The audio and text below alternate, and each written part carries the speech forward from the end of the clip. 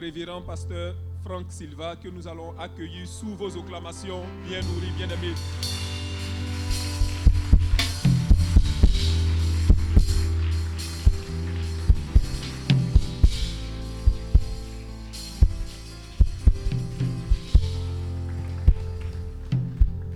Gloire à Jésus.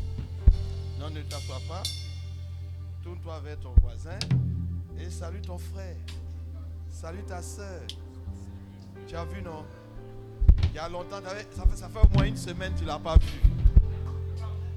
Voilà, salue le frère, salue la soeur, salue l'homme de Dieu, salue le serviteur de Dieu.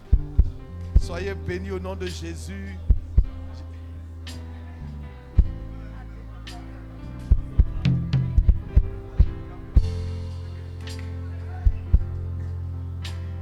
Gloire à Jésus. Qui est content d'être dans la présence de Dieu ce matin? Si tu es content d'être dans la présence de Dieu, je veux que tu balances ta main. Alléluia. Gloire soit rendue à Dieu. On va ensemble élever la voix, prier. Dire merci au Seigneur et confier nos cœurs à Dieu pour recevoir sa parole. Pour recevoir sa parole. Pour recevoir sa parole.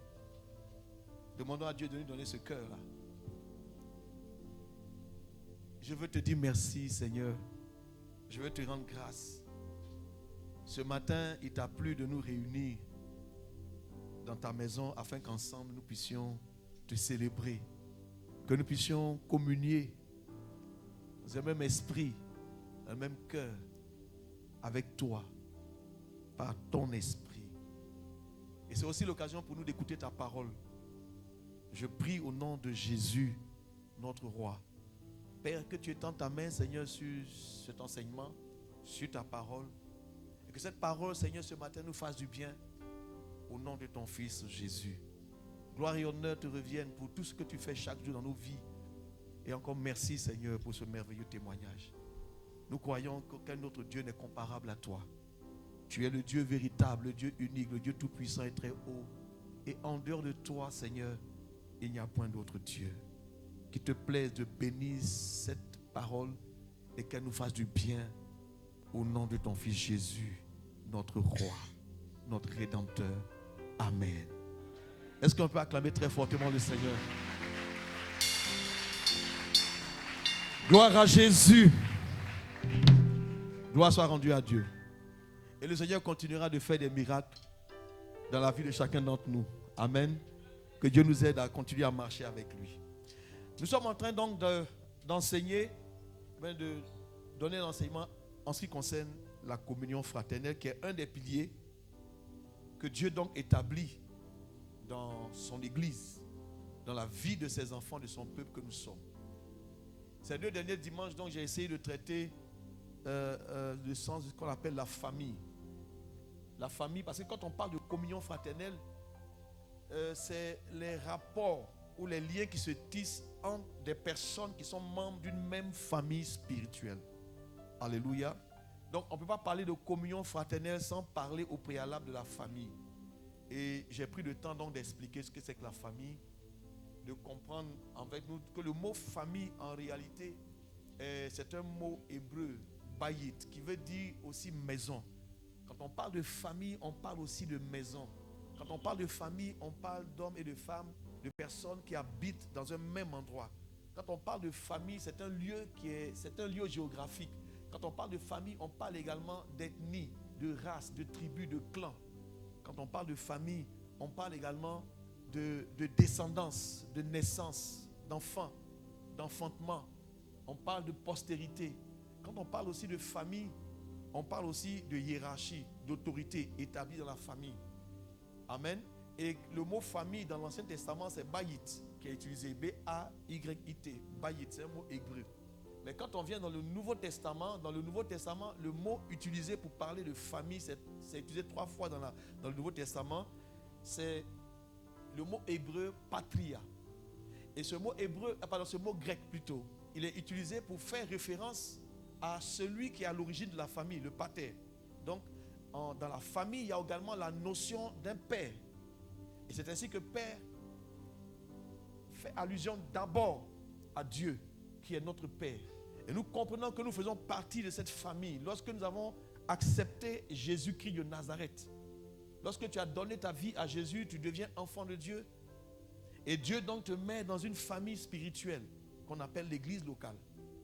Et donc le mot communion fraternelle, c'est tout ce qui désigne les rapports que nous avons les uns avec les autres dans le cadre de la patria, dans le cadre de la famille spirituelle. Et ça dépasse les limites de la famille naturelle et la famille biologique. Dans la famille naturelle, on a des liens fraternels, on a des liens de sang, certes, mais c'est limité à ça. La famille biologique se limite au jour de ta naissance jusqu'au jour de ta mort. Mais ta famille spirituelle te suit au-delà. Alléluia.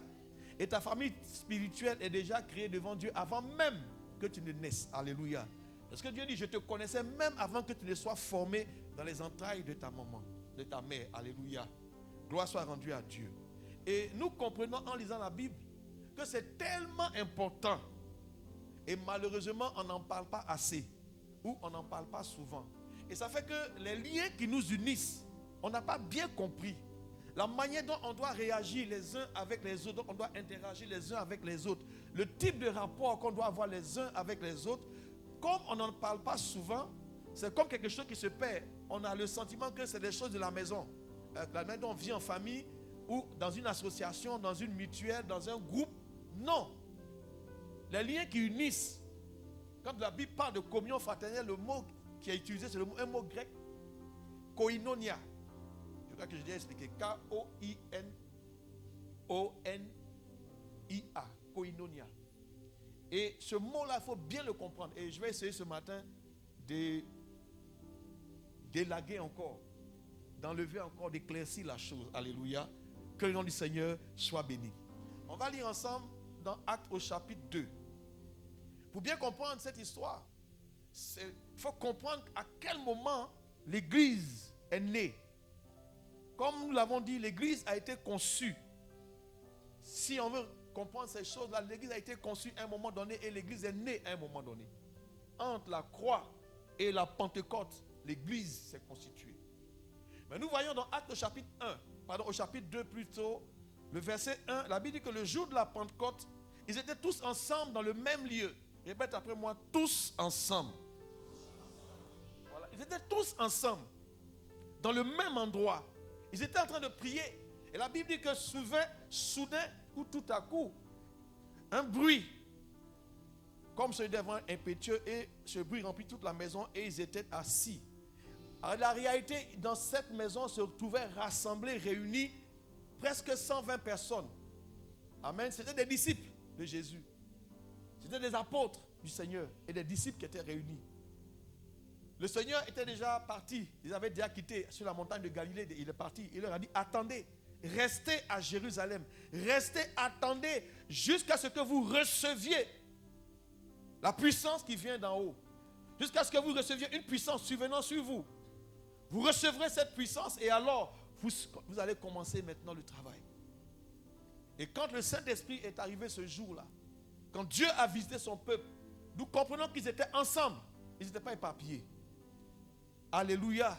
Donc il est important que nous puissions comprendre le fait d'être ensemble. C'est très important. Il y a des choses, il y a des transactions ou des interactions spirituelles qui se produisent lorsque nous sommes ensemble, qui sont différentes de celles qui se produisent lorsque nous sommes seuls. Donc, tu as besoin de prendre du temps seul avec le Seigneur. Mais le problème de la faiblesse de l'église, c'est que nous n'avons pas compris ce que c'est que l'église locale. La puissance qui se dégage dans le fait d'être ensemble, nous l'avons tellement négligé que nous sommes devenus faibles. Alléluia.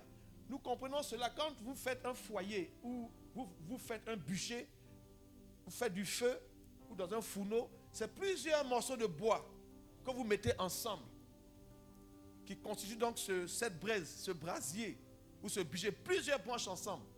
Ça va embraser, le feu est contagieux. Alléluia. Ça se propage et c'est entretenu. Donc quiconque vient dans ce bûcher, quiconque vient dans ce brasier est automatiquement enflammé. C'est impossible de venir là et puis de ne pas être enflammé.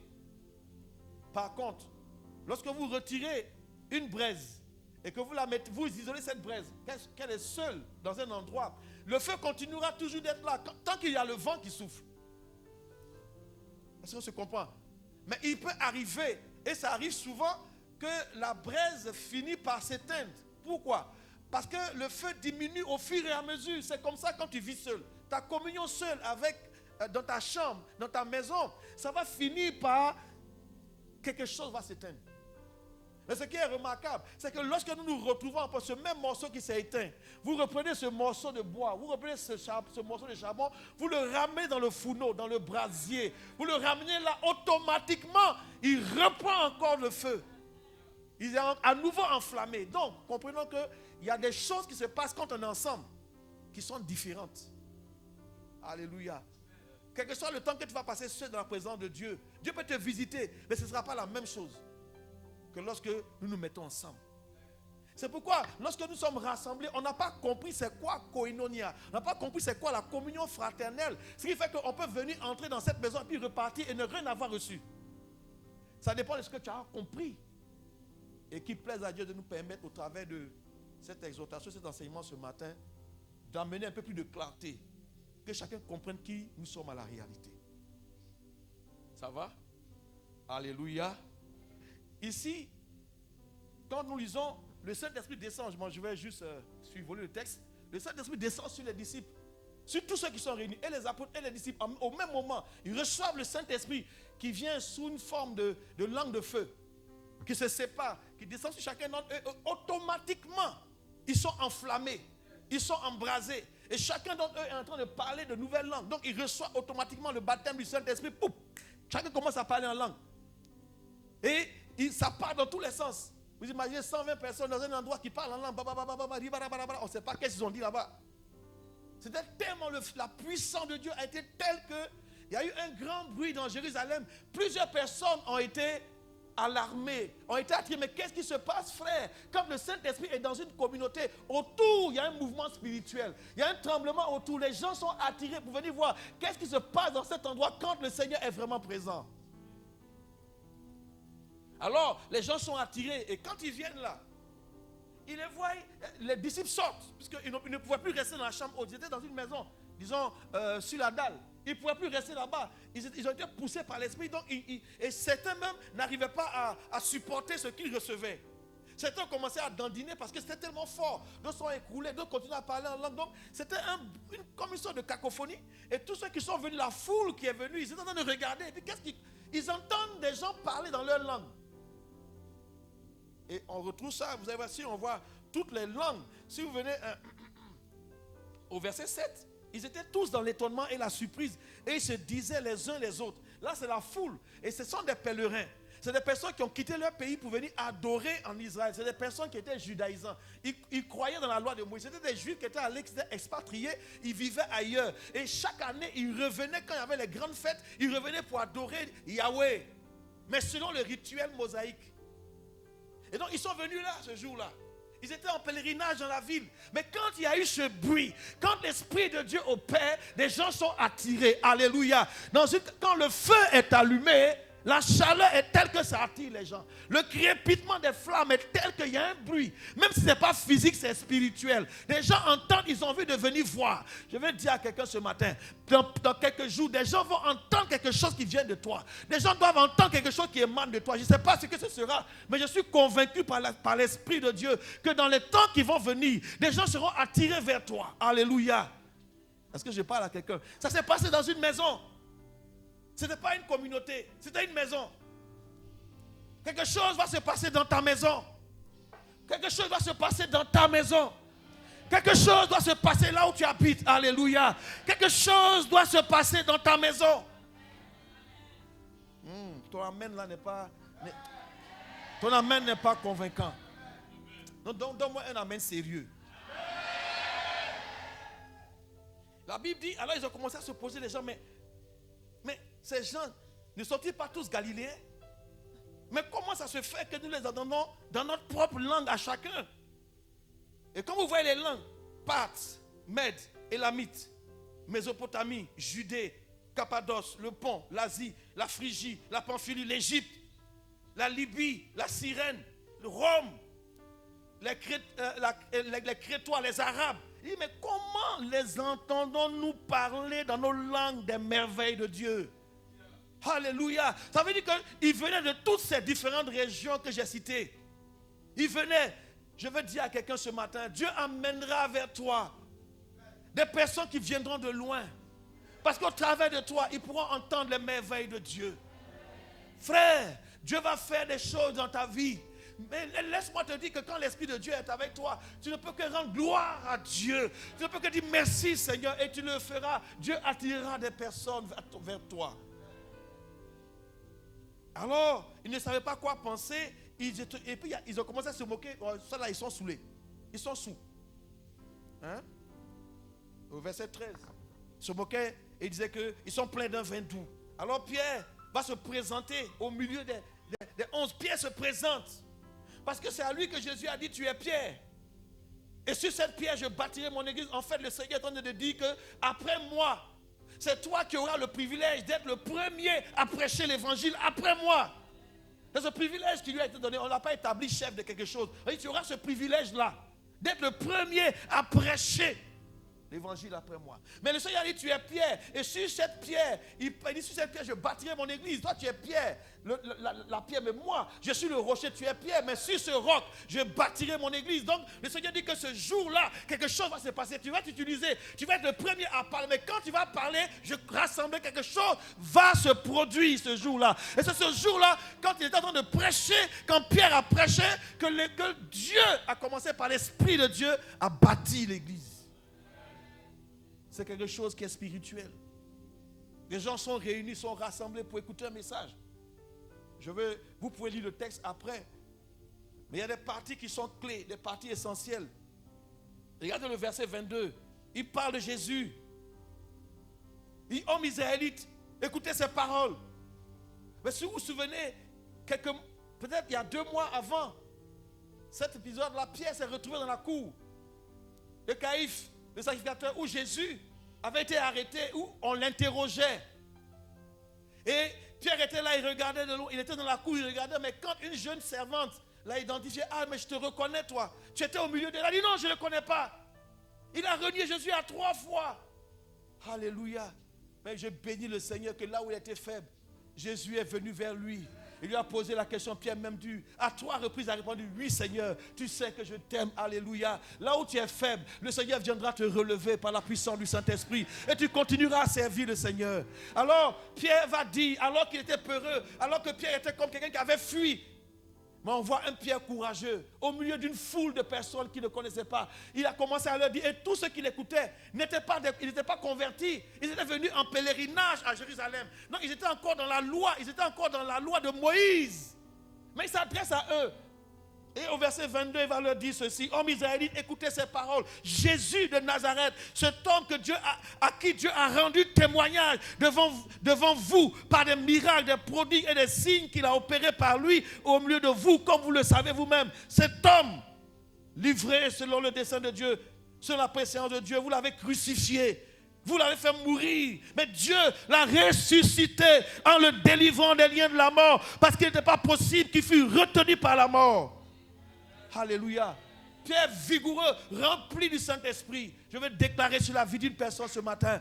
Le temps de la timidité est terminé. Le temps où tu avais honte est terminé. Le temps où tu n'osais pas parler de lui est terminé. Mais l'heure est arrivée. Après avoir écouté cette parole, je viens déclarer sur ta vie que tu n'auras plus peur de témoigner de ta foi. Tu n'auras plus peur de parler de Jésus. Tu n'auras plus peur parce qu'il te fortifie. Alléluia. Est-ce qu'on est ensemble ce matin? Alors, rempli du Saint-Esprit, il parle. Et quand il finit son discours, la Bible dit, et par plusieurs autres paroles, il les conjurait et les exhortait. Jusqu'au verset 40. Sauvez-vous de cette génération perverse. Alors, ceux qui acceptaient sa parole furent baptisés. Et en ce jour-là, le nombre des disciples s'augmenta d'environ 33 000 âmes. Et ce jour-là, le Saint-Esprit descend et Pierre parle et Dieu utilise la prédication de Pierre pour rassembler son église autour de Jésus-Christ qui est le rocher, qui est la pierre que les bâtisseurs ont rejetée et qui est devenue la pierre principale de l'angle. Quand Pierre prêchait, Dieu était en train de rassembler des pierres pour les constituer, pour bâtir son église. Il faut comprendre ça.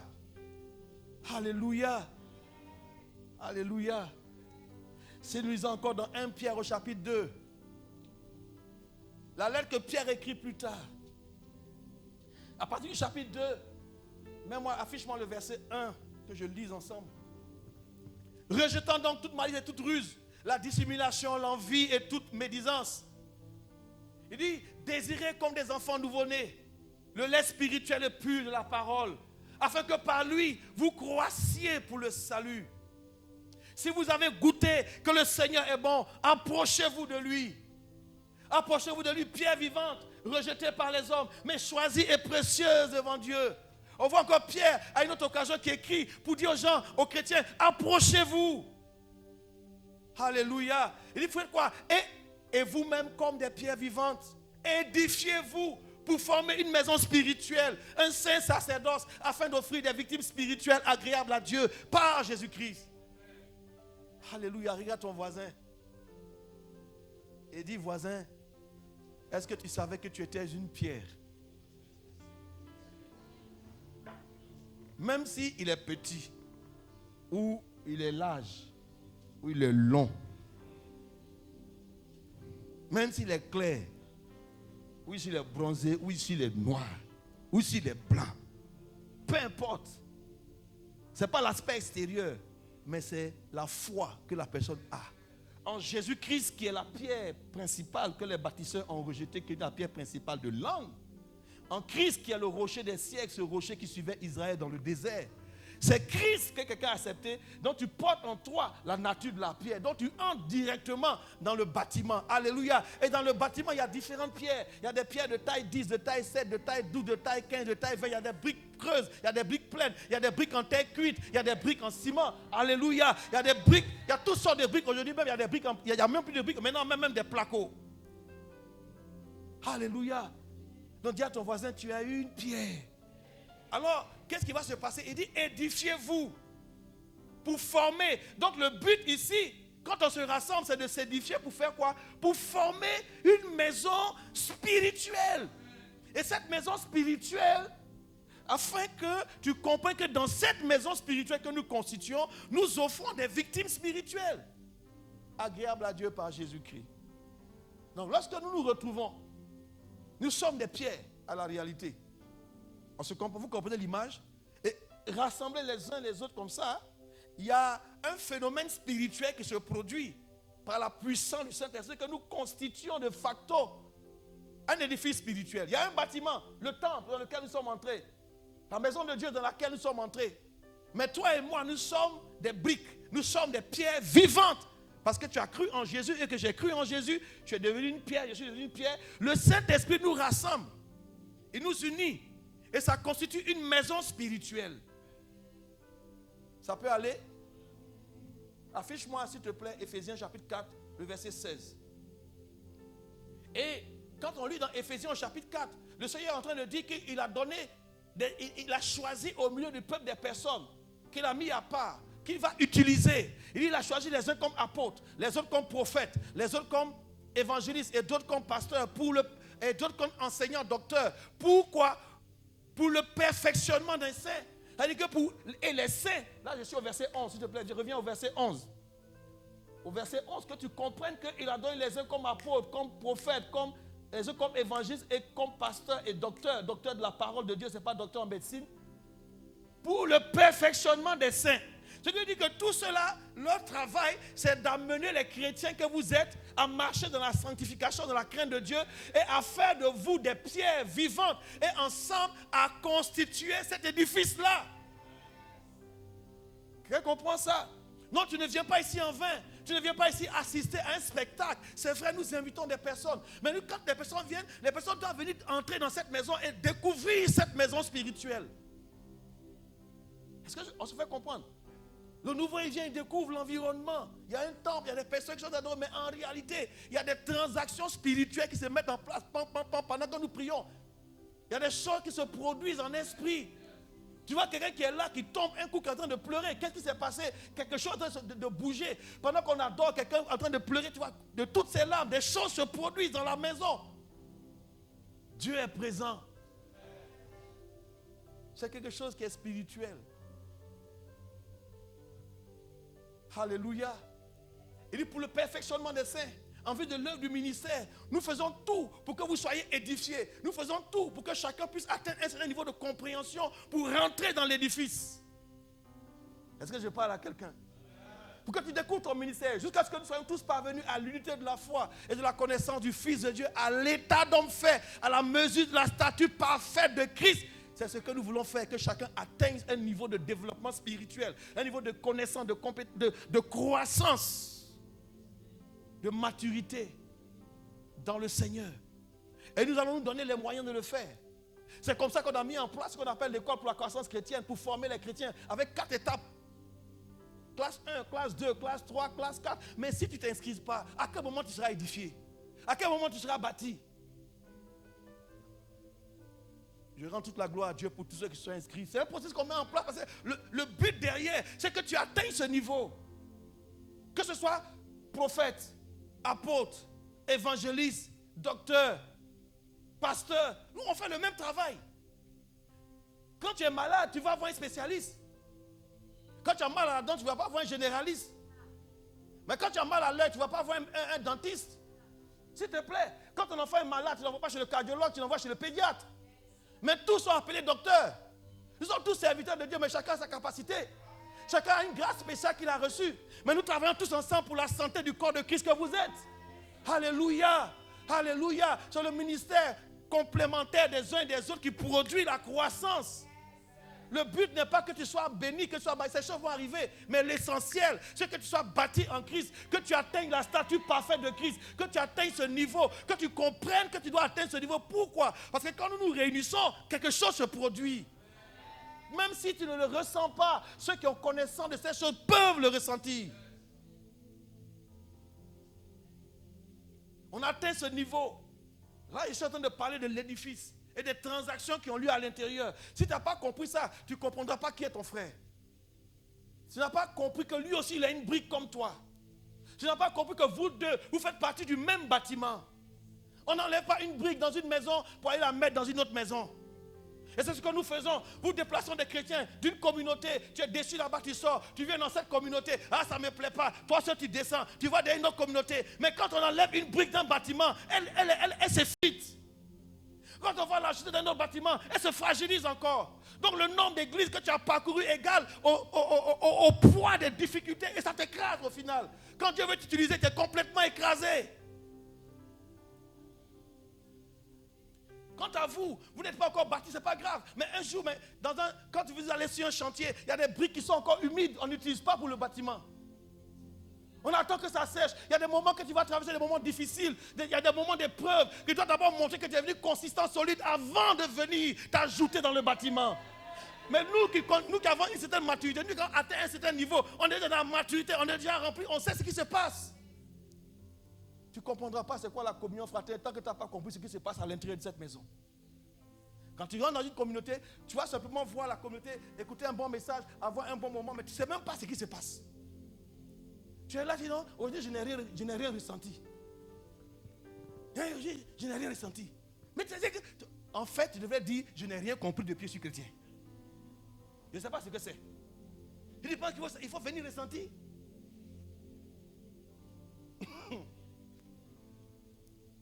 Tu n'as même pas compris. Oh Seigneur, merci. Je vais poser une question à quelqu'un. L'homme a combien de sens? Qui sont? Allons-y doucement. Il y a longtemps, j'ai fait ce coup-là. Allez doucement, ne me mélangez pas. La vue. L'odorat.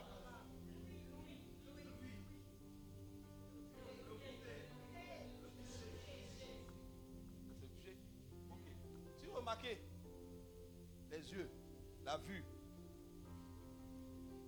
pour entendre, le nez pour sentir la langue, tout ça c'est sur la tête. La seule chose qui est sur le corps, c'est la capacité de toucher. Et nous sommes tous le corps de Christ. Il y a une seule personne qui est la tête. C'est Jésus-Christ de Nazareth. C'est lui qui porte tous ces sens-là. Tu n'as pas compris, tu as tiré dans l'eau. Maintenant, nous pouvons entrer en contact avec le monde extérieur par ces 5 sens. C'est ça, non? Mais quand tu viens dans la maison de Dieu, tu peux aussi, ces 5 sens-là sont animés aussi en esprit parce que c'est ce qui est physique qui conditionne ce qui est spirituel. Dans d'autres situations, ce qui est spirituel conditionne ce qui est physique. Le même Seigneur dit, si vous avez goûté, c'est quoi? C'est pas le goût? Très bien. La Bible dit que la foi vient ce qu'on entend. C'est pas lui. Il dit, nous avons vu ce qu'il a fait au milieu de nous. Il dit, nous avons touché le poil de sa robe. Vous allez voir que tous les 5 sens sont réunis dans le corps. Donc, toi que Christ est au milieu de nous, tu peux soit goûter, soit sentir, tu peux toucher, tu peux voir, tu peux entendre. Et puis tout ça, ça te met en contact avec Dieu qui est au milieu de nous. Si toi tu es venu là, je n'ai rien ressenti, ok? Mais qu'est-ce que tu as touché? Ah, je n'ai rien touché, ok? Mais qu'est-ce que tu as vu? Ah, moi je n'ai rien vu, ok? Alors qu'est-ce que tu as senti? Moi je n'ai rien senti, ok? Alors qu'est-ce que tu as pu entendre? Moi je n'ai rien entendu, ok? Alors à la fin j'ai dit non, toi-même là, tu n'es jamais né en Christ. Parce que si tu étais né en Christ, tu aurais eu au moins un sens.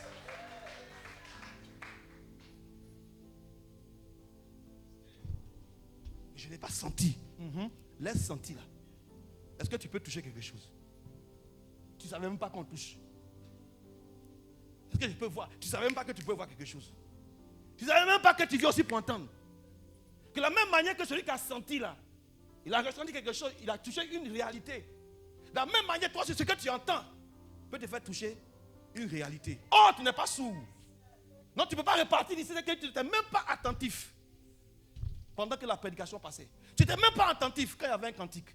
Tu n'étais même pas attentif quand il y avait même une exhortation. Tu n'étais même pas attentif quand il y avait les annonces. Toi, tu as vu Dieu dans ce que tu sens. Un être humain, lui, il sent seulement. Ça veut dire que toi, ta personne, tu es un handicapé spirituel. Tu as un seul sens. Toi, tu as une grande narine au milieu de nous.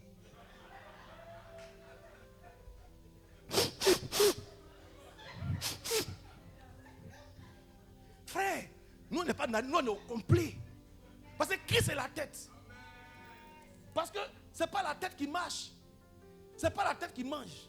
La tête donne des ordres, mais c'est le corps qui exécute. Tu n'as pas compris comment Dieu agit. Les choses arrivent de Dieu lui-même. Christ lui-même met des choses dans le corps. Mais toutes les informations, le corps réagit.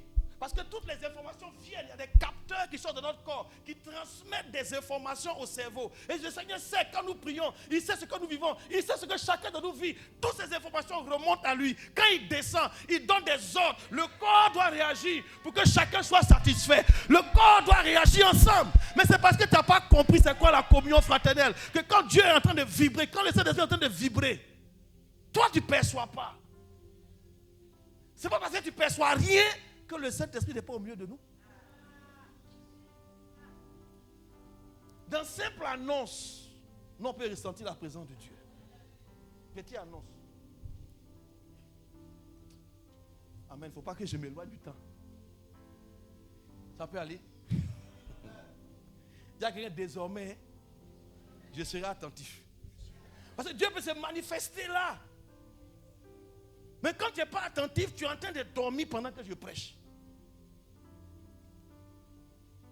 C'est-à-dire, tu dors. Quand quelqu'un dit Amen, tu te réveilles. Oui, qu'est-ce qui s'est passé? Tu n'as rien compris du tout. Dis à ton voisin, ressaisis-toi. C'est-à-dire, pendant que tu es là, tu m'écoutes, tu es concentré sur un appel que tu dois recevoir. Donc, de temps en temps, tu regardes si le message n'est pas venu. Mais tu n'es même pas concentré sur ce qui s'est... Tu as raté quelque chose. C'est-à-dire, quand tu es concentré sur tout le déroulement du culte. Frère, j'ai dit bonjour un jour, j'étais à l'accueil, j'étais encore plus jeune dans la foi, j'étais à l'accueil. J'ai salué une maman, ça m'a marqué. La manière dont j'ai salué cette femme. Elle m'a dit, en fait, elle va d'église en église. Mais la manière dont je l'ai accueillie ce jour-là, elle dit, depuis je suis allé dans les églises, on ne m'a jamais accueilli comme ça. Le dimanche qui a suivi, elle est venue, elle est restée, elle dit, membre de cette communauté-là. Mais le jour-là, elle a mis une offrande dans ma main. Parce que je l'ai saluée. Ça veut dire que quoi? Le seul fait de l'avoir accueilli l'a poussé à rester là. Je vais vous donner encore. Laissez-moi vous choquer un peu. Est-ce que tu sais que des gens en général, pouvaient statistiquement parlant, ont 3 secondes pour t'évaluer. Dès qu'ils te voient en 3 secondes, ils t'ont déjà évalué. La 4e seconde, ils ont une idée de toi. Dans les 30 secondes qui suivent, ils savent qui tu es. Ils ont une idée de toi. Comment ils vont te considérer, comment ils vont fonctionner avec toi, tout est déjà établi. S'ils vont te rencontrer après, s'ils vont te mettre dehors, en une minute, ils t'ont déjà jugé. Je veux dire qu'on doit faire attention à qui entre ici, comment on les accueille. Avant que la personne ne quitte là-bas pour s'asseoir là, elle aura déjà décidé si elle reste ou bien si elle ne vient plus. Est-ce que tu sais qu'à cause de toi, comment tu fonctionnes dans l'église? Si tu as une pierre, tu dois tenir ta place et puis faire en sorte que le bâtiment tienne. Mais parce qu'on t'a mis dans un endroit ici, là, en bas, là, toi tu veux être la pierre qui est au-dessus là-bas, tu quittes là, tu dis non, moi il me faut cette place là. Et tu clou, boum, il y a un trou ici. Est-ce que tu sais que dans ce bâtiment, tu peux voir des pierres, mais il y a des pierres, il y a des briques qu'on ne voit pas. On appelle les briques de fondation en général. C'est les briques les plus solides. Et on ne commence jamais un bâtiment sans avoir commencé à faire ce qu'on appelle la fondation. Et là-bas, on met tous les fers pour attraper. Et là-bas, là, le ciment qui coule là-bas, c'est un ciment qui est fortifié, on l'appelle bétonné. Là-bas, il n'y a pas de crépissage. Frère, il y a quelqu'un, nous sommes un bâtiment spirituel.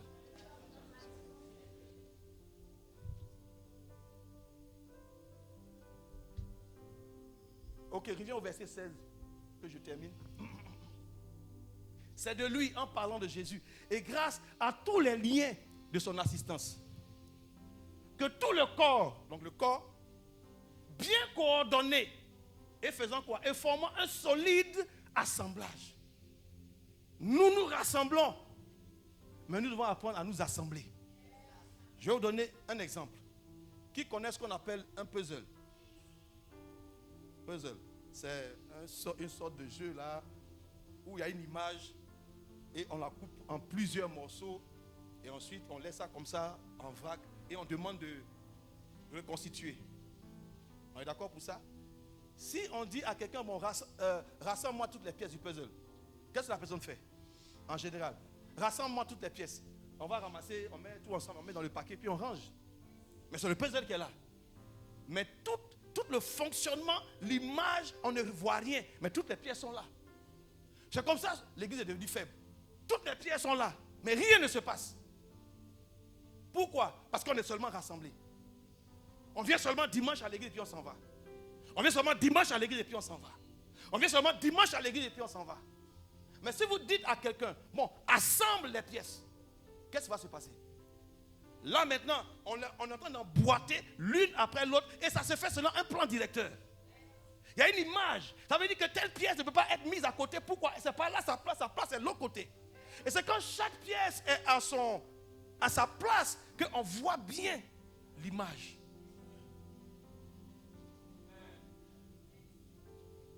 Le fonctionnement de l'église, c'est comme ça. Chacun doit être à sa place parce que l'ensemble. Vous voyez? Et le tout, bien coordonné, on parle du corps de Christ, l'église, bien coordonné, va former quoi? Un solide assemblage. Et c'est quand c'est assemblé avec tous les liens de son assistance que Christ lui-même nous donne des leviers pour qu'on soit bien assemblés les uns les autres. Il y a des choses qui nous unissent ou qui nous unissent, merci, qui font que même s'il y a une crise, on va toujours tenir. Il y aura tension, mais ça ne va pas lâcher. Pourquoi? Il y a des liens de son assistance à lui. Le Seigneur nous assiste, il nous soutient pour qu'on soit unis. Pourquoi? Il veut que tout l'ensemble, on dit tout l'ensemble bien coordonné, assemblage bien coordonné, tire son accroissement sous la force qui convient à chacune de ses parties. C'est-à-dire que chaque partie a une force. Est-ce que tu savais ça? Et tout le corps s'édifie lui-même dans l'amour. Voici la croissance de l'église. Affiche-moi également Éphésiens chapitre 2, à partir du verset 18, il me semble.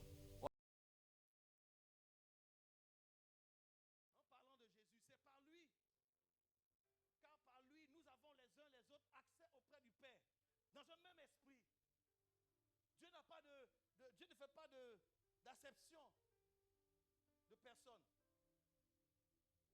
Verset 19. Ainsi donc, vous n'êtes plus des gens, des étrangers, ni des gens du dehors. Mais vous êtes concitoyens des saints. Vous êtes des gens de quoi? De la maison de Dieu. Tu fais partie du puzzle, frère. Il faut comprendre ça. Tu fais partie des briques que Dieu veut assembler. nous sommes tous, les briques sont rassemblées sur le chantier.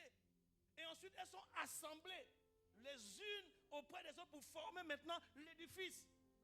Pour que l'édifice s'élève, il faut que les pièces soient assemblées. On peut être là et puis ne pas vouloir participer. Mais c'est méchant. Quand tu ne participes pas, c'est méchant. Parce que tu refuses d'être utilisé pour ce bâtiment-là. Mais tu fais partie. Aucun bâtiment n'est construit avec une seule brique. Vous imaginez un peu? Une seule brique. Non, moi, ça, je suffis. Non, toi, ça, tu ne suffis pas. Moi-même, je ne suffis pas. Malik ne suffit pas. André ne suffit pas. Maxime ne suffit pas. Encore moins Jacques ne suffit pas. Même pas Marie-Bernard. Nous ne suffisons pas. C'est un ensemble pour constituer une maison. C'est beaucoup de briques ensemble. Verset 20. Vous avez été édifiés. Sur quoi? Sur le fondement des apôtres et des prophètes. Ça veut dire qu'on parle, dans Actes chapitre 2, on dit qu'ils persévéraient dans l'enseignement des apôtres. Donc, il faut une dimension, une capacité à enseigner. Et que pour que tu sois édifié, tu es édifié sur l'enseignement. Tu n'es pas édifié sur un rêve. Nous sommes édifiés sur l'enseignement. C'est sur la parole de Dieu authentique que nous prêchons pour édifier les frères, pour bâtir les frères. Édifié par l'enseignement des apôtres et des prophètes. Jésus-Christ lui-même étant quoi? La pierre angulaire. C'est autour de Jésus que nous nous réunissons ici. C'est en son nom que nous sommes là. C'est à cause de lui que nous sommes là. C'est pour lui que nous sommes là. Nous nous identifions à lui.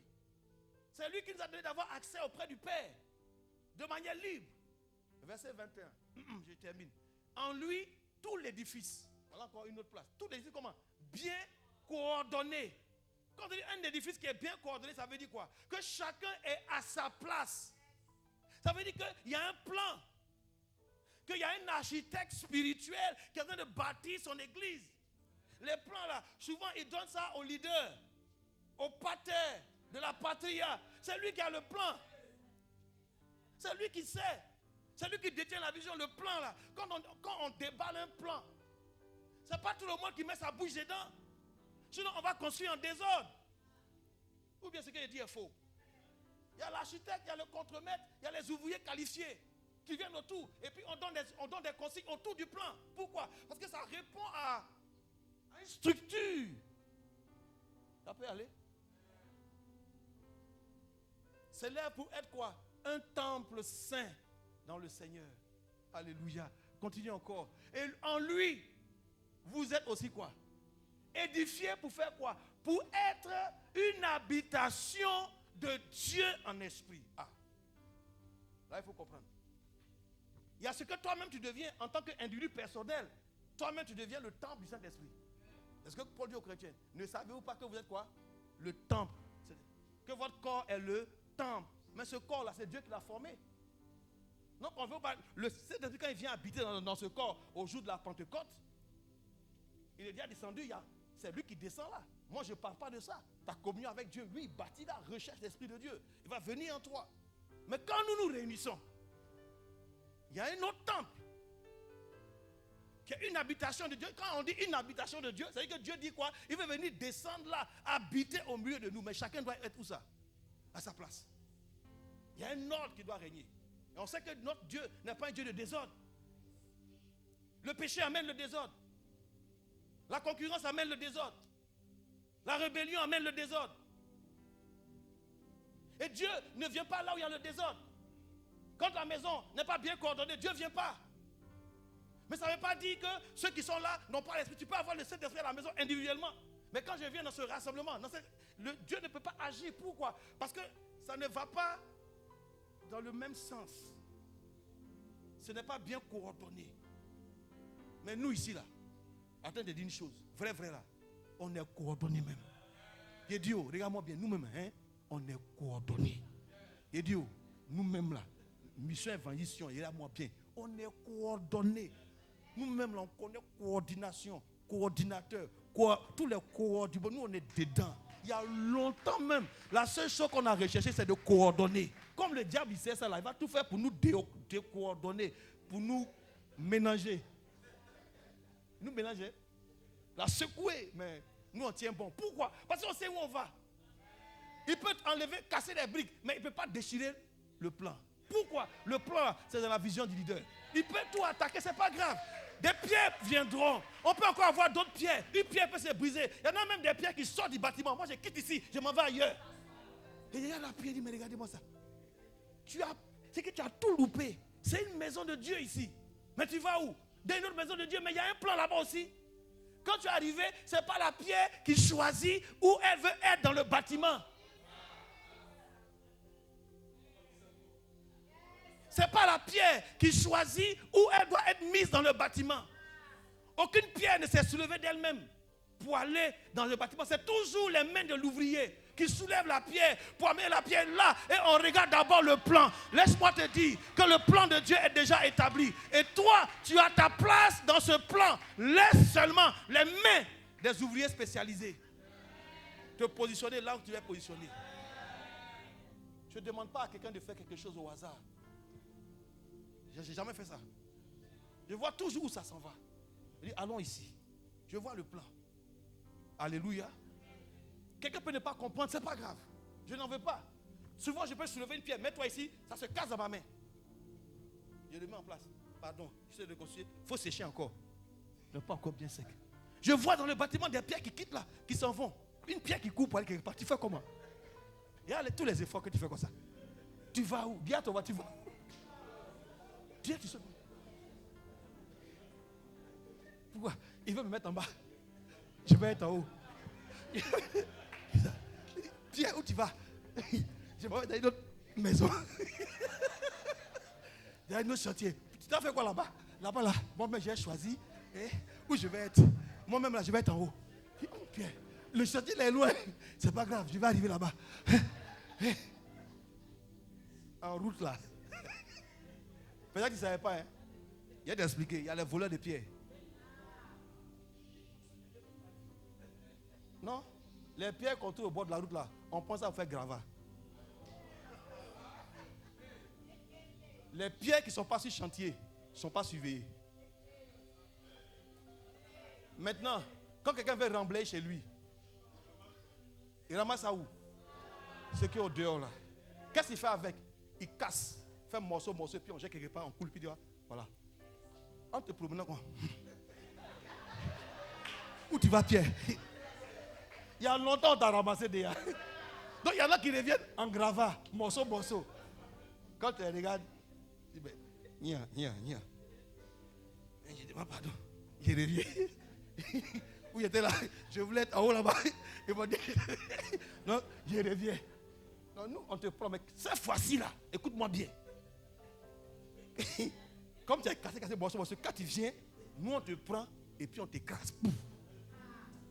On t'écrase bien pour retrouver la poudre, pour te remettre dans le moule. Que tu sèches à nouveau. Tu vas encore connaître encore les mêmes épreuves. Tu vas toucher. C'est sec maintenant? Oui, c'est bon. Non, c'est moi, je peux te soulever maintenant? Oui, soulève-moi. C'est moi, je te mets où je veux? Oui, mets-moi où tu veux. Comme des pieds, tu te prends maintenant, viens. Est-ce que tu peux lire le plan là? Ça là, moi, je ne connais pas. Pourquoi tu ne peux pas lire? Ah, moi, ici, Pierre, sur moi. C'est vous, ouvrier, c'est vous qui connaissez. C'est pourquoi tu ne peux pas savoir. Ce que Dieu veut faire, tu ne peux pas savoir.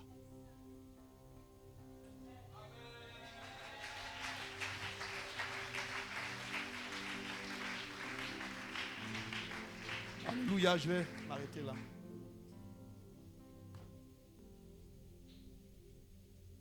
Il y a un plan.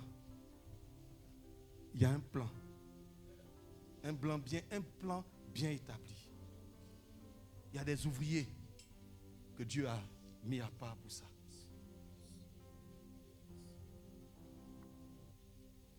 Et chacun de nous a une place dans l'édifice, dans l'habitation. C'est dans ce sens qu'on comprend la communion fraternelle. Je suis à ma place. Nous sommes tous des quoi? Des pierres, des briques. Chacun a différentes tailles. Il y a un autre passage, on va voir ça après, où des pierres sont dans une maison, en train de chanter ensemble, de célébrer. C'est pourquoi vous allez comprendre, comment on peut comprendre que la vie, que dans tes palais, tes tes murs disent quoi? Où ça? Ça est sur le mur. Il y a qui là-bas? Des pierres. On dit une pierre crie. Et puis qui répond? On dit le bois de la charpente répond. Il y a un discours dans la maison. Faisons attention. Il y a un discours dans la maison. Souvent, il peut arriver des accidents sur le chantier. Mais le Seigneur est là toujours pour guérir, pour rattraper. Mais je bénis le Seigneur parce qu'il y a un plan. Il y a des briques. Il y a des ouvriers. On peut commencer le travail. Et c'est ce que nous sommes en train de faire. De reprendre ce travail tranquillement, avec patience. Ça va aller. Dis à ton voisin, ça va aller. Pour terminer, c'est un appel que je vais lancer. S'il y a quelqu'un au milieu de nous ce matin qui veut faire partie de l'édifice, tu as compris que c'est par lui, par Jésus, c'est par lui que nous avons accès auprès du Père. C'est sur les fondements de sa parole que nous sommes édifiés. C'est en lui que nous sommes édifiés pour former une maison spirituelle, une habitation de Dieu en esprit. Si tu es là ce matin, que tu veux vraiment être rassuré au fond de toi-même, que tu fais partie de cet édifice-là. Que c'est le désir de ton cœur de connaître une autre aventure avec le Seigneur, un autre voyage avec le Seigneur. Je veux que tu lèves la main. Je veux faire partie de ce bâtiment. C'est un bâtiment spirituel. Je veux en faire partie, Seigneur. Si tu es conscient que tu fais déjà partie de cet édifice, que Dieu te bénisse. Mais si tu es là ce matin, tu veux faire partie de cet édifice-là, je veux que tu lèves la main de ta place et que tu te lèves avec moi. Tiens-toi debout, s'il te plaît. C'est juste, c'est pas... C'est une décision personnelle, je pense. C'est chacun qui prend cette décision. Je veux faire partie de ce bâtiment. C'est quelqu'un qui dit, Seigneur, me voici, je m'abandonne entièrement en tes mains. Utilise-moi. Je vais faire avec toi une prière. Tu vas répéter après moi. Ce n'est pas grand-chose. C'est juste un cœur qui parle au cœur de Dieu. Répète après moi à haute voix. Éternel mon Dieu,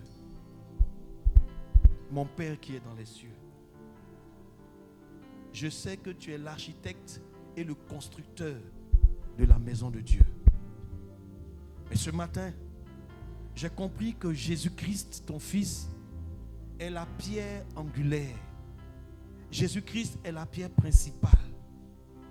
Et quand je crois en lui, je deviens moi aussi une pierre, mais une pierre vivante. Et je veux faire partie de cette maison, de cette habitation de Dieu que tu édifies, que tu construis. Seigneur, aujourd'hui, je viens à toi et je t'accepte dans ma vie comme mon Seigneur et mon Sauveur personnel. Et je prends la décision ce matin de m'attacher à toi. Je veux devenir cette pierre qui est ajoutée au bâtiment, qui a sa place dans l'habitation, qui a sa place dans le bâtiment. Seigneur, je veux devenir cette pierre, être à ma place. Avec la force que tu donnes à chaque pierre, je m'abandonne totalement entre tes mains. Merci Seigneur.